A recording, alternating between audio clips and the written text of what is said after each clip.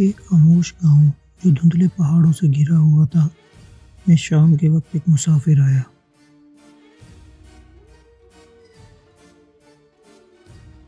اس کے پاس صرف ایک لالٹین اور ایک چھوٹا سا بند ڈبہ تھا۔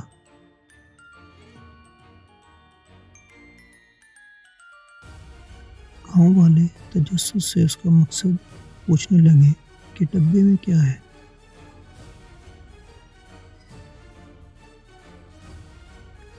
مسافر مسکرا کر بولا، اس ڈبے میں ایک پہیلی کا جواب ہے جو قسمت کا فیصلہ کرتی ہے۔ بہتوں نے اسے حل کرنے کی کوشش کی لیکن صرف عقل مند ہی کامیاب ہوئے۔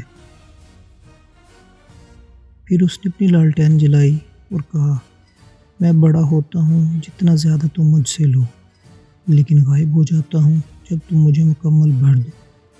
میں کیا ہوں؟ اور اس پراسرار ڈبے میں کیا ہو سکتا ہے جو اس پہیلی سے جڑا ہے؟ مسافر رات کی تاریکی میں غائب ہو گیا اور گاؤں والے حیرت میں پڑ گئے۔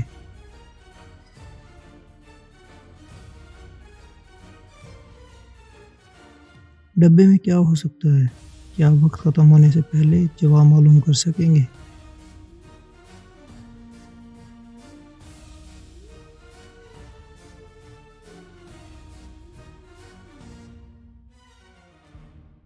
Please subscribe and comment your answer.